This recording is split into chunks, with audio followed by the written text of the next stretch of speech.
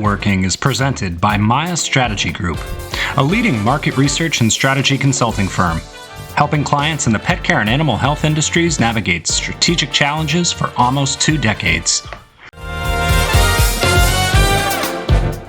Hello, everyone, and welcome to Pet Working. I'm Peter Kenseth, Vice President and Partner at Maya Strategy Group, and I'm here today to talk about a hot topic that we've examined before, but is becoming even more relevant as we move from 24 into 2025, and that is freeze-dried food, particularly freeze-dried dog food. Not to downplay cats, I just came back from Pet Connect where we had the Year of the Cat panel. But we're going to be focusing on freeze-dried dog food today because that is where freeze-dried is probably the strongest now. And I think as we have seen in so many iterations, dog often leads and then cat follows. Although we may see more cat-specific innovation in the future. But getting back to the topic today, I'm really excited to have Patrick McGee, Director of Sales at GetJoy. GetJoy is a newcomer to the pet food space, and I'll let Patrick give the story of the brand and the company in just a minute here. But he comes from a long background in the pet food space, primarily focusing on the independent channel. Prior to joining GetJoy in August 2023. So he's been there about a year and a half. He was the East Coast Sales Director at Nulo, and prior to that was with Petcurian for about 3 years. So some great experience with some well-recognized brands, and I think we're going to see GetJoy become increasingly well-recognized. They had a great presence at Super Zoo and Global this past year. They have some great products and some exciting innovations in the freeze-dried space coming out. And so I'm thrilled to have them on and to talk about a little bit about the freeze-dried market in general, as well as what they're doing to innovate and differentiate in the space. So Patrick, thank you so much for joining us and welcome to Pet Working. Awesome, Peter. Thank you so much. I appreciate you having me on here. And I think with some of the experience of the couple that you mentioned, but even going back further, working with distributors and some of these manufacturers, we've seen the evolution of so many product categories, and I think freeze dried was one that was so long ago. Was it, wow, what's this? Is it new? Is it? And now you can talk to a lot of retailers and they're like, oh, another freeze dried, but there's still innovation to be had. So I think we're a company that's doing that. GetJoy, as you mentioned, I've been here, well, I guess it's coming up on I don't know, year and a half, and I can't believe it's only been that long because we've only really been in distribution now for about 7-8 months here, and it's been a wild ride bringing that to retail, bringing that to distribution, and then expanding that nationally. So GetJoy, great little company out of Norwalk, Connecticut. Tom Eriks, our founder, started something in late 2018, early 2019 that was, I'll call it direct to consumer, there and abouts right outside of the office in Norwalk. So they were making the food in the office, the products being delivered locally directly to the users, and doing it for all the right reasons. So Tom had a couple dogs, and one of them got sick. And after consulting with Kendra Pope and Dr. Lindsay Thalheim, he went back and he looked into what was the root cause, and it all boiled back to nutrition. So the idea of getting fresh foods into the diet was an immediate change that he saw the benefits of in his dog and started doing it there locally in Norwalk. Since then, we've expanded. We have fresh foods, we have freeze-dried, we have supplements, and we have treats. Very much a dog wellness platform rooted in gut health and nutrition. So we consult with some of the best experts in the industry to formulate our products. So when you look at them, you're going to go, wow, that's formulated uniquely there. And it's not just another me too. So for example, going back to the freeze-dried piece, we were the first ones using pre, pro, and postbiotics. And that was a really exciting conversation that we were able to talk about last Global. And it seems like we've been talking about probiotics for the last 15 years, while postbiotics is still an emerging conversation, an emerging science in so many ways, that like gut health is still just being uncovered in terms of what it really is and how it dictates so much. So Kind of goes to the idea of longevity, which I know we've kicked around a little bit. As a brand, we're looking at how we engage in the dog wellness community in a unique way. I think that has a lot to do with, sometimes it's where you show up at retail, other times it's where you show up where the dogs are training or playing or, where they're being boarded. So having a conversation around pet community and pet wellness with quality nutrition is something I've been around for a very long time. It's now something that kind of is being spearheaded in everything that we do at GetJoy. Yeah. No, I mean, I think it's a really cool story, and you know, correct me if I'm wrong, if I'm remembering incorrectly, but when we first touched base, you mentioned Tom prior to founding Get Joy from Facebook, was it right? So I Correct. had a background in the tech space, and I know we're going to get into this a little bit later of kind of the intersection of tech and nutrition, and we're not quite there yet in the industry, but he certainly has that experience and that background, and to have somebody coming, from the FANG Silicon Valley tech community and having their experience with a pet drive them to uh, create a new and innovative product is really cool. And I think it's important, to note, Patrick. I'm sure a lot of the listeners on our show are very familiar with freeze dried, like you said. It's retailers oftentimes now are another freeze dried, but I think outside the industry, this is something that people are, even though it's been around for, probably 10, 15 years, it's still something that a lot of consumers are trying to wrap their heads around, right? And what is freeze dried? Is this better for my dog than kibble? Is this, why should I feed it? What are the advantages? Why is it so expensive? I think you mentioned obviously, and I don't want to shortchange the other side of your portfolio with the fresh meals. I know you do freeze dried and you do fresh. Um, I think fresh is very easy for the consumer to grasp, right? It looks like human food, it smells like human food. You see the farmer's dog everywhere on television, YouTube. They're kind of the champion for the category. I don't know that freeze dried's really had that moment yet where everybody gets it. I think that within the industry, we're seeing a lot of studies. We had James Templeman from Primal Pet Foods on uh, last year, and he just published 3 studies in the Journal of Animal Sciences showing the nutritional superiority of freeze-dried and raw and minimally processed diets versus traditional extruded kibble. And again, I always say I don't want to villainize kibble because I know, for a lot of people, that's what they can afford, that's what's convenient, and it certainly isn't going to harm your dog. Um, but at the same time, I think we're seeing, um, us as humans, we're tending more towards whole food nutrition, more organic, regenerative agriculture because of the greater nutritional benefit. And that's sort of the philosophy and the science that goes into why you should feed freeze dried. And then I think, what I find really cool about what you guys are doing is that, for most people, freeze dried stands on its own. And I think a lot of the manufacturers in the space out there right now, they present a freeze dried product, and the differentiation is the branding and maybe the amino acids that are added in or the proteins and things like that. But you're actually going so far as to add a pre, pro, and postbiotic blend to the freeze dry, which is really cool. And I don't know if we want to go through. I know the first time I heard about postbiotics, I had to kind of stop and pause. I think we all know what pre and probiotics are. Prebiotics is your fiber that kind of gives your gut the building blocks to make the probiotics. Probiotics are the bacteria that you can add into your diet to add the positive bacteria to your microbiome. Um, Postbiotics are really like yeast, right? They're sort of the byproducts of what your probiotics are creating in your gut, and they're essentially what cleanses your system and boosts immunity, right?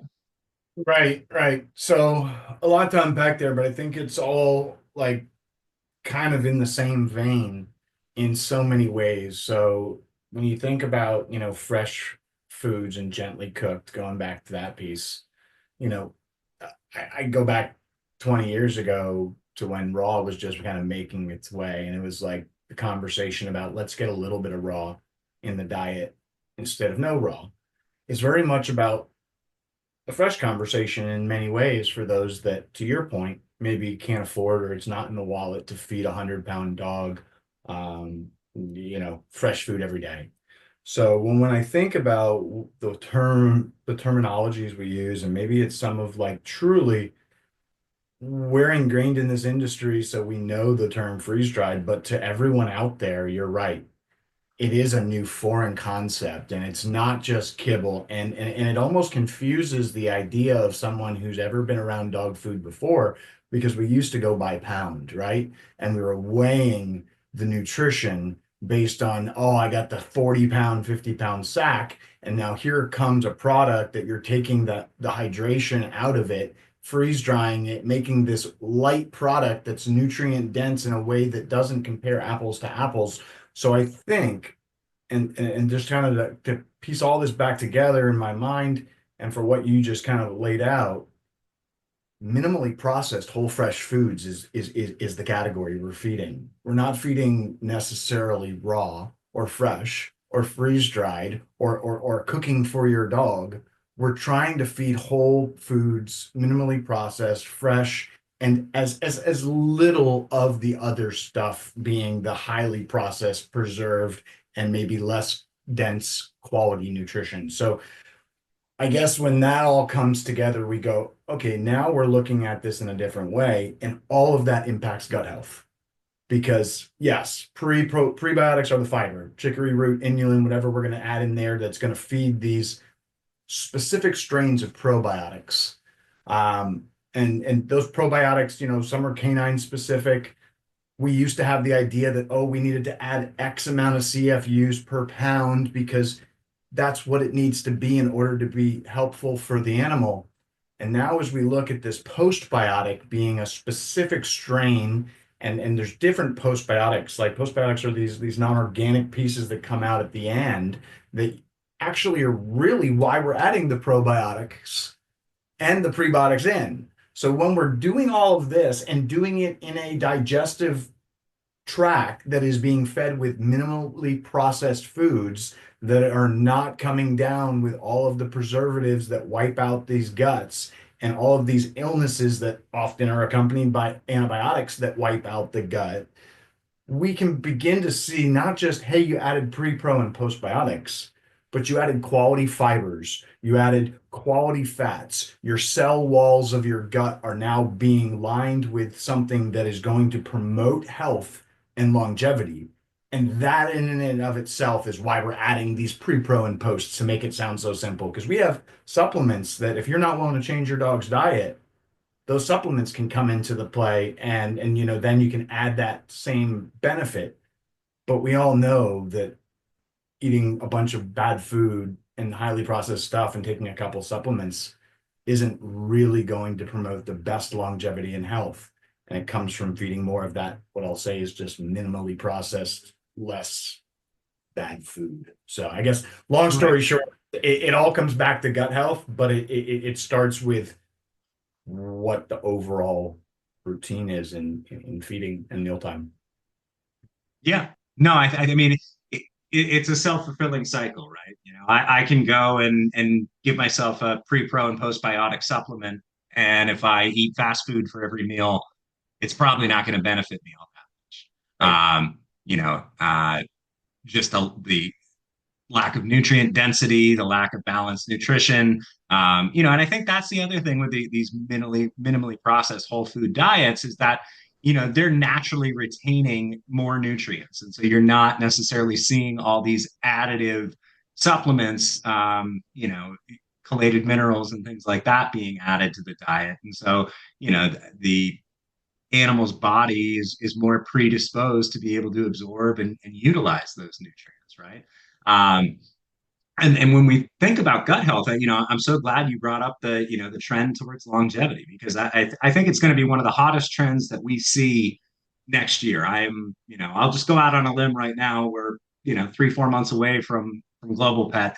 I would be shocked if we don't see more longevity claims at global pet.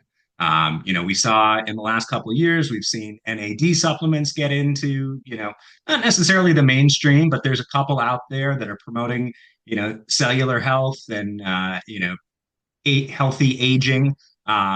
We're seeing vitality claims come out on a few foods. We have, Loyal for dogs and the dog aging projects, and Loyal is going to have a therapeutic, hopefully out next year that can, meaningfully extend the lifespan or, increase the quality of life for older dogs. When I think back to Pet Connect, everything we saw there, on the veterinary side and the testing thing, it's all about being proactive so that you can catch diseases early and you're guaranteed more of that quality time with your dog. Because everybody knows, we don't get enough time. And it's interesting. I've talked to some folks in the industry, and I haven't seen the specific studies, but I've heard reference to studies that feeding freeze-dried or minimally processed diets is actually, meaningfully extending lifespan. And there's a lot of people out there that think that, as what is now considered alternative diets, these minimally processed diets, get more into the mainstream, we're going to see small dogs living 30 years and maybe your larger dogs making it to 20. And, whereas like right now, 20 is a long life for a small dog. And, if you can get your larger dog to 15, God bless you. Peony will be turning 10 in less than 2 weeks. And I've got my fingers crossed I can get her to 20. So, I think there's a lot of people out there that are, that's the goal for everybody. And, I think it's great that we have, people on the diagnostic side and on the nutrition side working together. But this leads me to my next point, Patrick. We were touching on it earlier. I'm kind of surprised that we haven't seen, the direct link between diagnostics, whether that be genetic data or wearable data or, and linking that to more precision nutrition. I know you mentioned you guys have a partnership with Whistle that you're doing. It's sort of starting to bridge that gap. And I know we've seen some early phase precision nutrition in the market. With Royal Canin and Wisdom Panel, they were advertising that sort of precision nutrition recommendation at Western Vet last year. We've seen Embark and Hills have a partnership where you could get a recommendation for a Hills diet based on the genetic results that you got from Embark. And Royal Canin has Individualis, which is a very in customized, personalized diet based on a veterinary exam and some algorithms. And I'm just curious to see when we're gonna, start to see more brands jumping into It's it's so funny because if you look at, going back to what you're saying about some studies, I think there was a Helsinki study, maybe that's possibly what led, and don't quote me on this, but I think that's where it led to Nature's Variety with their name longevity on that product line that they came out with. So there is something about that, and you're right, like the human trends for longevity are rampant, and we know that. We see it. We see some really fast advancement when you go to like Natural Product West and you go to some of these human shows. What used to be a 10-year gap on, oh look, there's aptogens or mushrooms are coming around the corner, like that was, it used to be a 5 or 10 year window from what you saw in the human industry to what you saw turn over into pet. And I don't think that gap is there anymore. And in actually some ways, it's almost changing and shifting where you see, some of this postbiotic conversation that we were leading the charge with, it wasn't quite mainstream conversation over at Natural Products West, but the following week after Global, it came out in their Natural Product Insider magazine about the benefits of postbiotic, which allow companies to make these claims about longevity, about vitality, about immunity, all of these that come back to the full, circle to say, we're not even talking about lifespan anymore. we're talking about health span, because if you can get your dog to 10 years old or 20 years old, that's awesome. But if you're having to, deal with the hard parts of senior dog living, it's not so great. So I guess all that to be said, longevity is a big focus. We partnered with a gentleman by the name of Dan Buettner, Emmy-winning Netflix series Live to 100, how blue zones impact longevity. And I think this kind of ties into the AI, tech question is, as much tech and as big a supporter as I am for so much of this stuff, like it's really hard to get it right and nail down the specifics. And I think when we look at what Dan Buettner's done, going around going around the world and identifying these places where people live to over 100, there's no one answer. It's not a solid, oh, it's food. Well, yeah, food's a huge piece and one of the most controllable pillars, but it might also be partly elevation and how much of that contributes to how much cardiovascular exercise you get just by way of walking because of the elevation in your community. Other pieces of it you might be tied to spirituality or the way that communities come together, so that the parents are being taken care of rather than other situations where they're not. So I guess all that to be said, health, fresh foods, everything together comes together to promote longevity. We know that for us to get the best out of that longevity, it needs to be in health, not just being extra years. And the tech piece is coming together, but it's early. When we talk with one of our advisors, Dr. Brett, he's in the emergency vet in Brooklyn, and he sees more and more people. We asked about this recently on a call, coming in with their collars and their data. But he sees that as the biggest opportunity to help him, especially in the ER vet space, because he's not seeing them on the routine cadence. He's seeing when something's happening. So for him to look back at the last 7 or 14 days worth of data, it's a life change to him to know, is this an acute issue that just popped up today because he was out in the front yard? Or is this something that we've been seeing irregularities in his sleep pattern, eating pattern, whatever pattern over the last 14 days? And so he sees it, it's happening. It's not happening fast enough, but I think it's not happening fast enough because no big company is going to want to be the one that says this is exactly right according to AI. So it's like we want to use the data points, we want to collect as many as possible when it comes to health. We know that that's the biggest like gap to fill, that we can get better the fastest. But at the same point, like, how does that tie into, some of these other tests and some of these other things that are available now for stool samples at home testing of microbiome to know that maybe the inflamed ear is actually a result of leaky gut. That still needs to be two data points that are pieced together, which I don't know that we're quite there yet, no matter how big the company is or how good the technology is. But that's what I do see very quickly coming together for sure. We're getting, the whistle collaboration we have, we're getting some really cool data. What we can do with that data is really the TBD, pretty exciting piece in my mind. Yeah, and I think it's really cool. There was a panel at Pet Connect on AI, and I have to go back and look at my notes, but the one thing that stuck out to me more than anything else there is, you know, the thing is that the more data we give these models, the better they get. And the cool thing is that we're not starting from scratch, right? Like there's gonna, that data continues to live in those LLMs. It continues to live in those agents. You know, I saw a thing the other day talking about, we may be 5 years from the singularity as humans, and being able to kind of transfer people's experience and personality and everything into an AI model so that you never really have to say goodbye to somebody anymore. And that's a little frightening, but I think, the other half of it is that if, you know, nobody has to start from ground zero in picking up this work when we're incorporating AI and using that, that data is there. And so, it continually gets better, it gets iterative.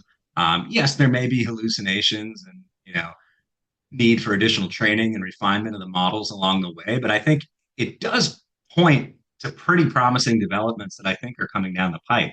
And the other interesting thing I thought you said, that I want to touch on with the longevity piece is, and the fact that it's I think that will be an area where the paradigm does flip, and it's dogs, and potentially cats that are leading the charge first. Because when you think about it, to study human longevity is just such a complicated proposition because we're dealing with lifespans, that on average are what, like 72 years?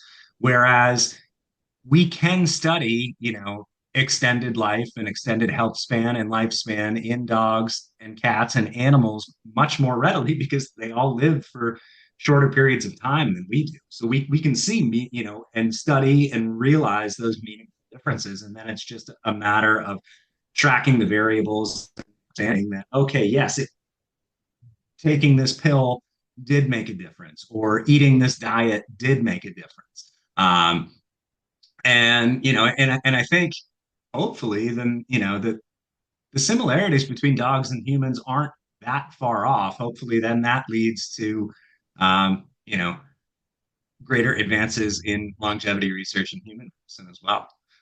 But I think it's going to be really cool to see, and I think you touched on it very importantly. It's not just about longevity in terms of lifespan. It is about health span too. It's doesn't matter how many more years I can get with my dog if those years aren't good years for her. If Peony's not enjoying those years, I don't think anybody wants to keep a dog alive, for their own selfish reasons. We want to make sure that they're happy, they're healthy, they're fit. And if you can get, more quality years with your dog, I think that's, almost every bit as good as getting more years overall. Right. I think of one of these episodes where Dan and Tom kind of go into a conversation around, you know, is it causation or correlation? But if you as a human want to get a few extra years in your life, what's the first thing that you need to start doing after getting your blood work done? It's getting in the exercise, right? And much like these blue zones and how this gentleman Dan Buettner goes and kind of formulates, hey, it's not just the Mediterranean diet, it's the fact that they're walking up the hill to mass every day. That also helps with, a lot of the work that they're putting in. That happens by default when you get a dog, right? You got to go walk this dog. And to your point, maybe it's not the big dog that's, we're seeing smaller dogs, but we're seeing, like, how would you easily program into your life more footsteps? And it's with a dog. And then oh wait, that happens to bring joy. And oh wait, that happens to bring a companion and loneliness. And we talk, we did a partnership with the Nantucket Project, and the Surgeon General, I think this was last year, was there talking about an epidemic of loneliness. And that's where we kind of partnered in and combined to that, like where joy comes in this human animal bond that, we're harvesting. So it's as much as we want to say it's complicated, it's really simple, right? Whole fresh foods, good bonds, going and getting some activity, all that stuff kind of happens together, or it doesn't. But that's this big long question of how do we get longevity.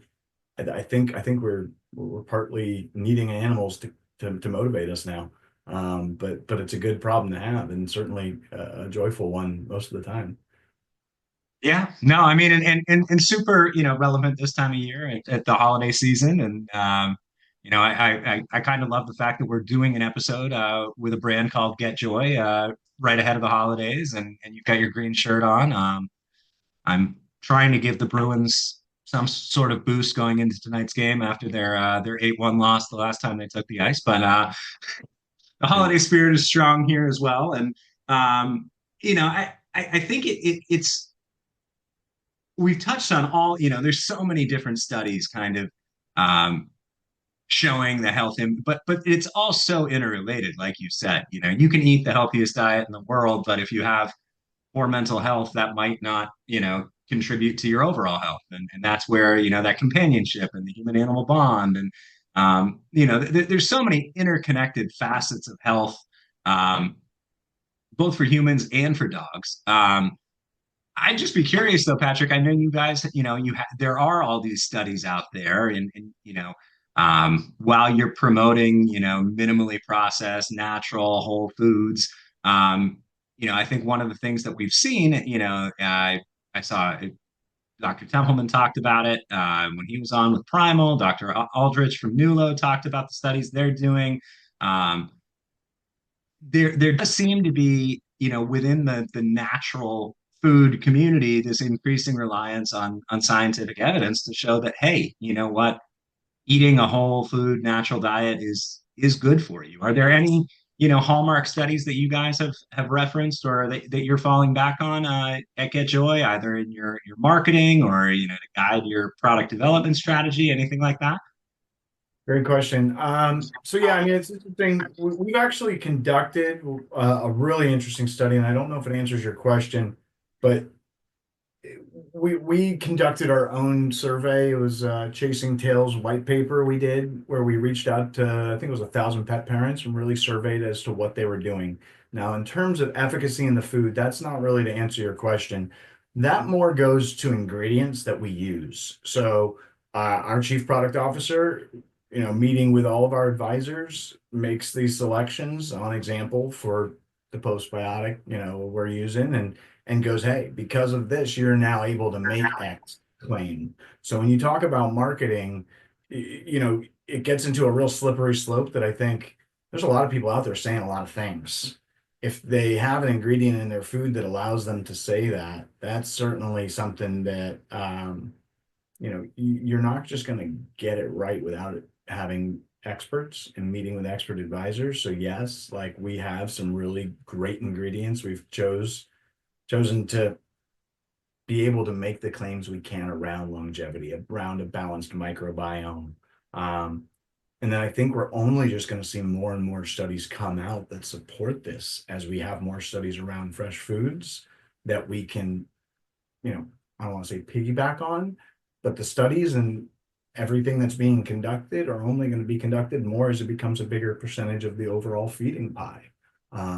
So I think yes, the studies we have around ingredients that we use and we specifically select for what we do, they they give us the ability to make the claims and some of the unique claims for that matter that we have. And then two, like going all the way back to what you said about, Tom being, from Facebook, we're looking at this as in a different way. We're looking at this in the way that we look at wellness, we look at community, we look at this human animal piece in something what I'll say is a different way. So when we think about how we're going to be innovative, we're gonna have to be on the front side of it, and a lot of it's gonna be with studies that are just emerging. So I know that you know the postbiotics, the one I keep referencing because it was so unique, but now we're starting to see other people kind of follow suit, right? So like, what's the next big one around the corner? And AI we touched on some of those pieces, but I think overall we don't want to get too complex that it's hard for the average dog owner to be able to be part of the brand or be part of the community. So to that, like we're not going to get some big science study to come in and have a juggling act at the trade shows to say how science did this or science did that. I think it's going to be much more of the, hey guys, we're just going to have whole fresh foods, minimally processed stuff that we know supports the gut, stuff that we know makes a difference without convoluting it, if that makes sense. Yeah, no, absolutely. And like you said, I think we've got a long way to go. I think we're increasing, we're seeing freeze dried increase steadily, year over year. It's definitely growing. It's getting more shelf space at the retailers. It's lightweight, so people love it for those reasons. I think the nutritional benefits are continually getting extolled, and every year I think people do a little bit better job explaining the nutritional benefits and the reasons you should be feeding it. And I think once people get it explained to them, it's pretty much a no-brainer of like, hey, why wouldn't I be doing this? And I think like I said earlier, I think the reason fresh has caught on so quickly is, A, you have the farmer's dog spending God knows how much money on marketing. And there's a lot of companies that have kind of jumped in, with Me Too products in that space. I'd be curious to know, for Get Joy, Patrick, do you see more sales in freeze dried? Do you see more in fresh? Obviously, it's not one-to-one dollars versus volume, but what would you say you see consumers trending towards? Fresh is by far the biggest, I would say, light that attracts people to us. I think, and we do see, I can remember when freeze dried was such a small percentage years ago, and now it's, maybe getting into the tens, 12%, 12%. But fresh is what draws people to us. I think, we have a really simple portfolio in treats. It's just beef organs with liver, heart, and kidney. So there's not, if you're not going to get a beef treat, you're not going to go there. But people see our freeze dried and ask questions and they get onto it and it's so palatable they kind of go there. But the lion's share of the business is fresh. And when you think about what is out there in fresh, so many of these folks are using a process like sous vide. And you see what that does is it really blends the product together. And it looks more like, I would say, a homogeneous color that would be similar to what a raw feeding looks like. Where our fresh foods, we actually use a different style of cooking where the ingredients are cooked separately and then brought together. So the physical structure of the ingredients, as well as the nutrients for those that don't need to hit certain temperatures, are all intact. So, like, if you're just in a freezer in a store flipping over products and looking at the products, our frozen is just, it draws you to it if you're looking for whole fresh foods. Now, if you're looking for a good value and price point, our freeze dried is, going to be a great place to get started there. And we've done some really cool things around technology to help leverage it. Like, I think the biggest piece that we didn't really talk about it, but the biggest piece that I've kind of watched over my 25 years, oh my gosh, is where education at retail has eroded over the years. And I say most Yeah. specifically since COVID. So we know what it takes to run a retail shop. We know what it takes to keep good staff. And then we know what it takes to educate that staff to make the quality of education around nutrition in store superior in a way that keeps the customers coming back in your door. And so with our freeze dried and now our fresh meals, like, we've made these tools that help elevate the conversation of the retail associate. So whether they're feeding a fresh meal and they want to have a fractional feeding guideline that allows for them to feed as 50% or 25% of the meal, we've given these tools some serious consideration to, if someone was a newer associate that doesn't have 5 years of experience at independent pet retail talking about nutrition, how can we give them some better footing to get that conversation started? So I guess all that to be said, like, freeze dried, fresh, whole fresh food ingredients, minimally processed. That's what we're talking about, but we're doing it in a way that's, no pun intended, digestible. And supporting the conversation in a way that makes it easy to become part of the community.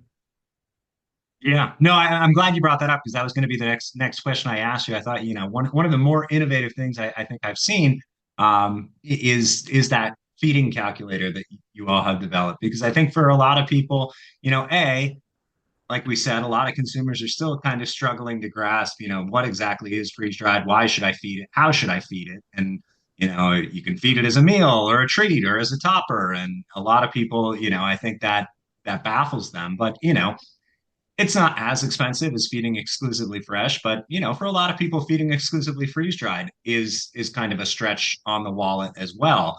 And I think it's really great that you've kind of given that tool for people to say, okay, you know, based on what I can afford, how much freeze, if I want to spend this, or I want to make freeze dried, half of my dog's diet, this is how much freeze dried I should feed, and I should supplement with this much kibble, or I think that makes it really easy for people to understand and to get their heads around. And I think you're right. It does address a major challenge that we're seeing is that, um, you know, post COVID, uh, there are staffing shortages and, and staff retention issues and staffing quality issues that, not just in pet stores, but across all industries. And, this is a product that requires education to sell it. I think if somebody doesn't know what freeze dried is, if you don't have an associate kind of pushing and guiding and educating them on the benefits, why they should use it, how they should use it, it's not something that people are just going to intuitively walk out of the store with. So it's really cool to see you guys kind of taking those steps and I'll be interested. Hopefully we can check back in, you know, down the road and kind of see where your freeze dried sales have gone because of that. But I guess I'd just ask, you mentioned, freeze dried probably being, somewhere in the 10 to 12% range at this point. Where do you see freeze dried going in the next 5 years? I think we could stop right now, and it would take a couple of years for people to figure out what is already here. I say that because when you say freeze dried, I think the consumer doesn't, and even honestly, retail and several retailers and distributors probably alike would say there needs to be a strict like class for someone new to the pet industry that goes through the differences of dehydrated, freeze dried, air dried, steam dried, cold dry, cold pressed. So we have all of these different things that are kind of like we saw freeze dried go from very little to everyone has it. We saw it done with, 90+% meat diets. And then, now we're going to make it a little bit more value option. We saw it done with vegetables. We saw it done. So I think freeze dried has seen its day, but there's still small percentage. Like it's so convenient. If convenient guides the consumer, freeze dried still has tons of room to grow. Um, the process isn't a cheap one. So, that does limit who can feed it. But I will go back and I swear there's a story to be told. And this is not just the salesperson in me, but over the years, we've watched these bags of dry dog food, exceed $100 plus very easily. You walk into stores and you can find 120, $140 bags of dry dog food, just kibble. And sure, there's great different stories about baked or this or that, and there are benefits to that. But I do think to the consumer who's feeding a $120 or $130 bag of dry dog food, there's a lot of great dry dog foods that you can feed at $60, and now you can afford to take a 20 or $30 and put it towards a bag of freeze dried and maybe get a couple fresh meals and spend the same or slightly less and feed a variety of, we'll just go back to the old conversation. We're just looking for minimally processed whole fresh foods. So like even though freeze dried is seen as this cost restrictive category that may have a limit on what it can grow, if you really do the math on some of what we've seen on kibble over the past, 3, 4, 5 years, and tell the story about whole fresh foods, which Farmer's Dog and all those others are telling every day, you turn on the TV. I mean, I think freeze dried has tons more room for growth. And it's almost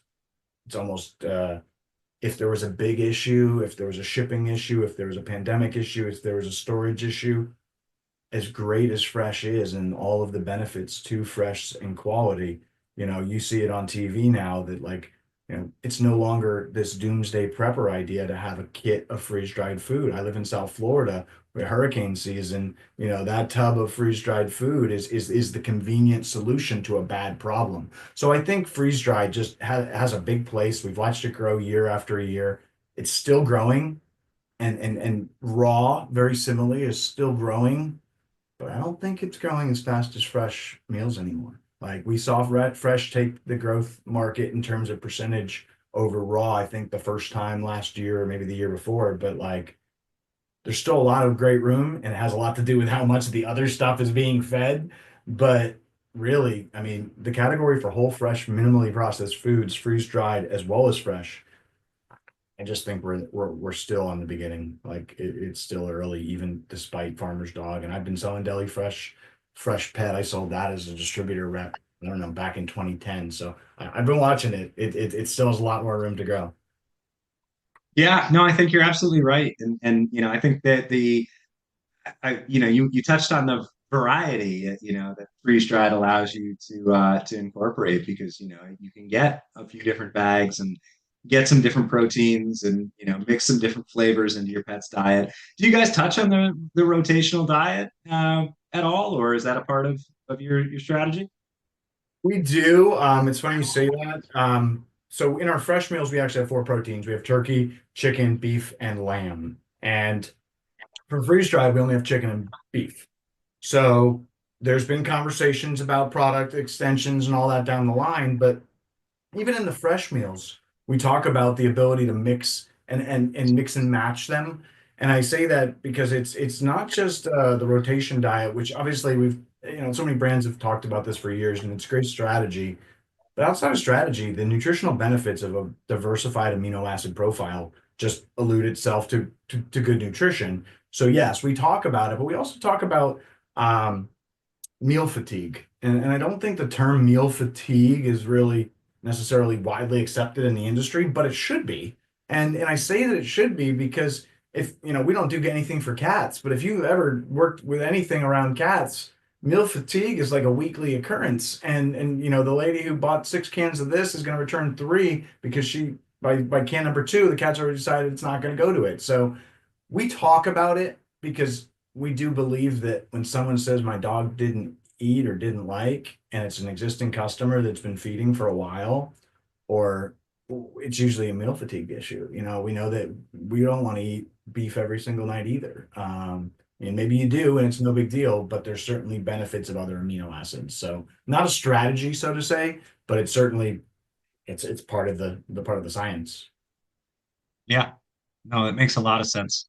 It's so cool to see, and like you said, I think there's a huge amount of runway to go. I think what we're seeing from you guys, is certainly great new innovation in a category that has been around for a long time, but is still gaining that consumer acceptance and consumer awareness. And I think as we see more education and like you said, making it accessible to people, making it more mainstream.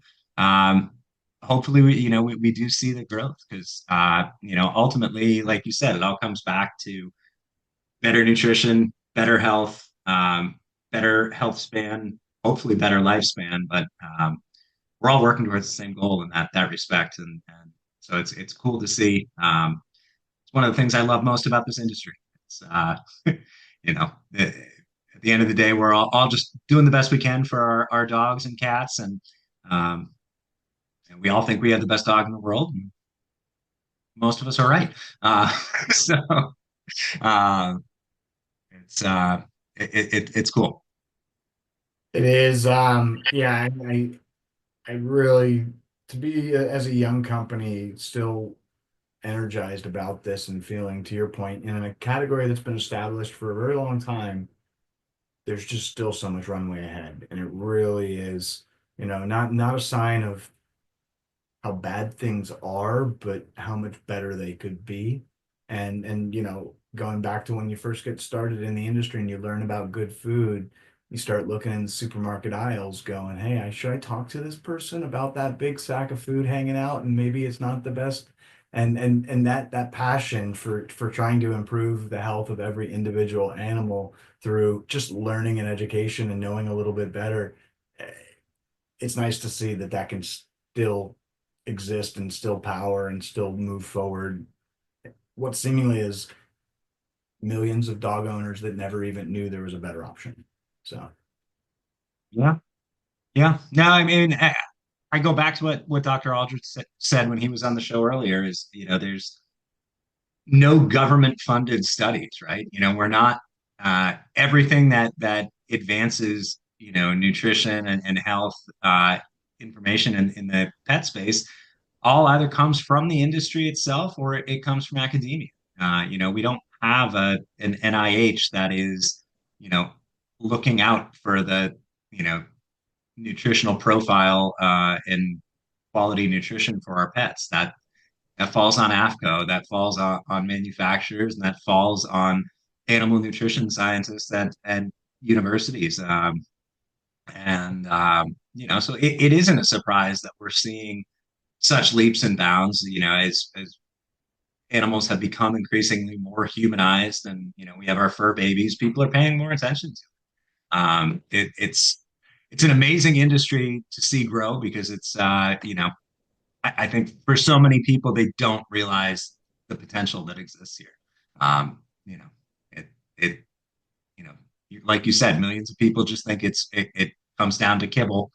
But there, there's more to it than that. And again, not to knock kibble at all, but um, you know, every innovation sees or every industry sees innovation and change. And if we think about we were feeding kibble in the 1950s, the fact that we're still doing it now, not to say it hasn't improved, but we're also, I think, primed to see more nutrition innovation as more investment dollars and research funding is put towards it. It's been a wild ride thus far. And I can't wait to see where it goes. But you're right. I mean, really, it is um, very much the more time goes by and the more companies that look and go, oh, wait, there's still something going on over there.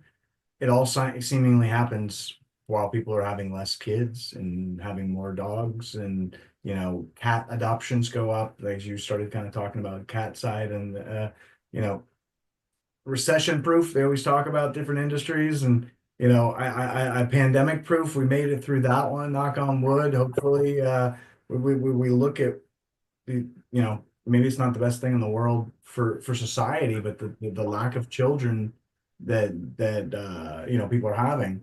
Now we look at what does that replace for, and it's going to be an animal. I mean, I don't think the AI robots are going to bridge that companionship the way that some people might think. So dogs and cats are still going to reign supreme, and what a world it is to be able to impact that a little bit. So no, Yeah. I thank you for having the shows and sharing this information. I'm not really sure who all watches it, but every time we talk to a new person about this industry and get to share about how kind of cool and unique it is a good day. So thank you, Peter. Yeah, no, thank you, Patrick. It's been great having you on, and yeah, we're looking forward to seeing what's to come in 2025. We'll look forward to seeing you at Global Pet, and we love putting this info out there. Not just for the folks in the pet industry, but hopefully the pet parents who are attuned enough to watch a show on pet care and animal health get a few tips on responsible pet ownership along the way, and you know, just doing our part, trying to make a better world for pets, and make people and their pets happier. So thank you, again, Patrick McGee with Get Joy, everybody. Awesome to be able to do a show with Get Joy here ahead of the holidays. And Patrick, thanks so much for joining, and we look forward to seeing you again soon. Thank you. Have a happy, healthy, and appreciate your time. Take care. Yeah, thank you. Happy holidays, everyone.